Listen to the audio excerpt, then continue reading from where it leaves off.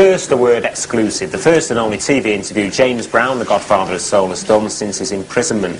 Well, just to get you in the mood first, here's a clip of the man himself in action.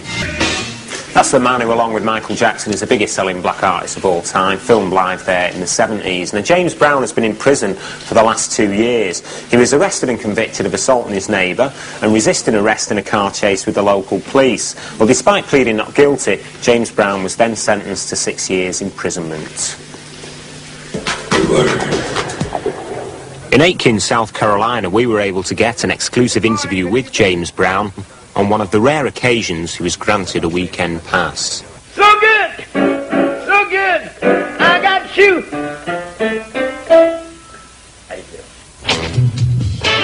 People over in England now think that James Brown is actually free. No, I'm not free. The only thing free is me in my spirit. But my body's not free. I'm incarcerated. Yeah, but I hope to be out whenever, you know, as long as I don't lose my integrity and my dignity, to get out. I had a chance. I could have been free from the very, very beginning if I had pleaded guilty, a guilty plea for something that I'm not guilty of. So I just took the time instead. What was it like for you in prison?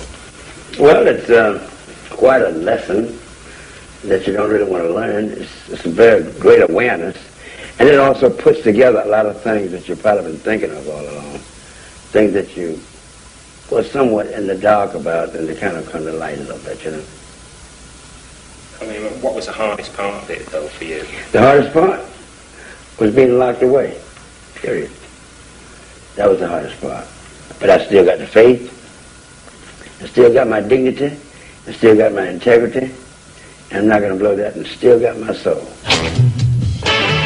What are your actual proudest musical achievements?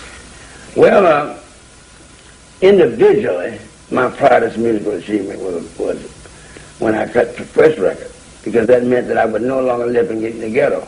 I'd get a chance to do better things in life. My next proudest thing was when I could say it loud and black and proud. There were people in this country that were ashamed of their color, ashamed of their integrity, and ashamed of their background, ashamed of their own being. Unfortunately, we deal with a lot of things that I don't like to be a part of. I wish there was no prejudice in the world. I wish there was no racism in the world, but I can't stop that. Papa's got a brand new bag. Well, where did that funky thing come from, though, isn't it? I'm not going to tell you that. Einstein didn't tell you where his thing came from. I'm not going to tell you where mine came from.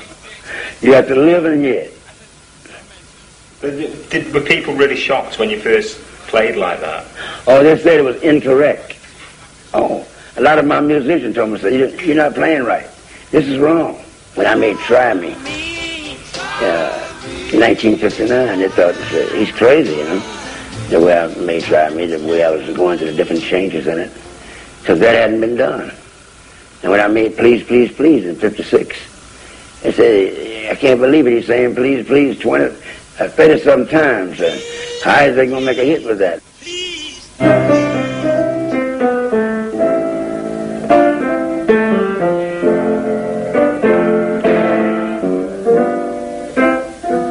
That was totally different from Please, Please. So that's one of the things that kept me around.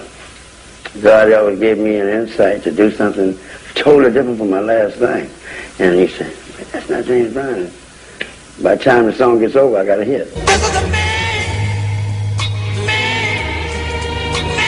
world, but it would be nothing without a woman on the dance. How do you feel about all these hip-hop guys who seem to sample all your music? Well, copying is the greatest form of flattery, and that's respect, and that's love. They could have thought of a lot of other entertainers to copy, and they instead copied James Brown. And even the rap. 95% of the rap songs are James Brown.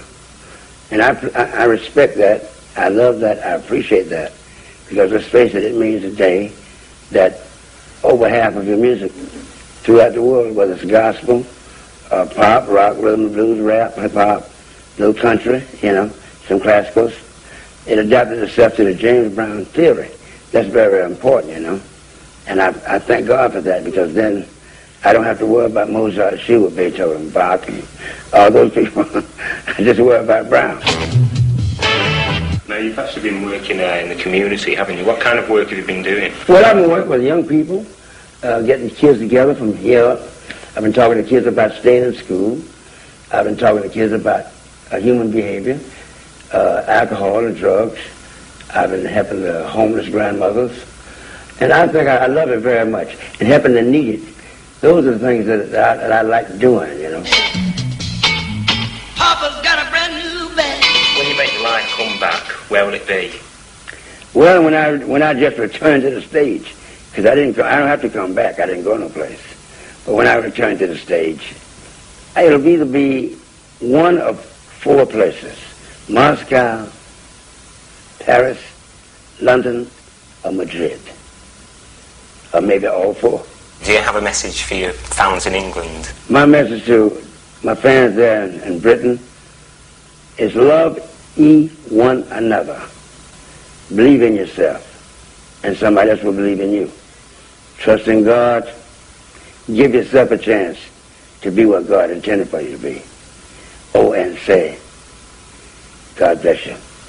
Save the fish and chips.